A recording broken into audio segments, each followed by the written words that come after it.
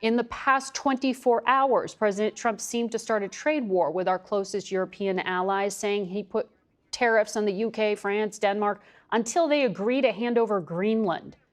Will there be now any checks and balances from Congress when it comes to the president's use of tariffs in this way? Well, Margaret, that's the question of the hour. I would hope so. We thought when the president took on the independence of the Federal Reserve, Congress might stand up. We thought when the president has sent 20% of our fleet down off the coast of Venezuela, Congress might stand up. We got a vote on the War Powers Act, then the administration rolled back the Republican votes. Now the question is, when the president is taking on potentially a new tariff war with our NATO partners, with threatening Greenland, will my Republican friends, beyond saying quietly to me, Mark, this is crazy, will they say that publicly and stand up against a president that has brought chaos to the international order and, got to tell you, is not making Americans safer when you threaten, for example, the security of NATO, the most successful alliance in modern history. The only country that is frankly benefiting the most from this chaos are both Russia and China.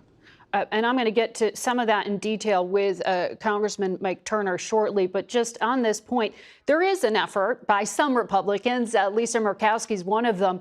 She and Jeanne Shaheen are working on a bipartisan bill called the NATO Unity Protection Act to prohibit the use of federal funds to blockade, occupy, annex, conduct military operations against, or assert control over the territory of a NATO state. That is extraordinary that that is being put forward as a bill. Would you vote for it? Of course I would. But remember, will it ever see the light of day? Security threat, I don't know. But let's be clear about this. There currently, and as Vice Chair of the Intel Committee, I am very familiar with what's going on. There is no current security threat from Russia or China to Greenland. The only security threat to Greenland right now is the United States. I've been in touch with the bipartisan delegation who've met with the Danes, who are over there now. The Danish people, frankly, are flipping out that their longest ally, America, is now threatening to invade part of their territory. Those other countries that Trump is now threatening with additional tariffs, remember the European Union's already got a 15% tariff.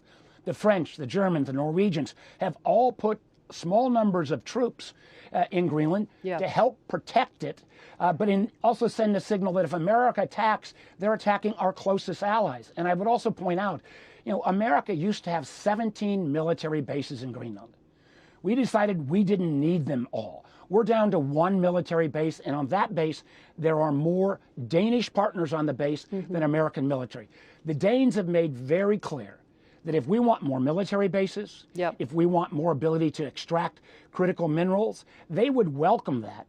But it ought to be done in partnership, and it ought to be done with the NATO allies. And I just point out, Margaret, when these are all tied together. This craziness around NATO weakens our ability to have the world rally against the Iranian regime right now, which has been brutal to its people. One of the reasons the president couldn't take military action against the Iranians was because the aircraft carrier that would normally be there to help our forces was off the coast of Venezuela.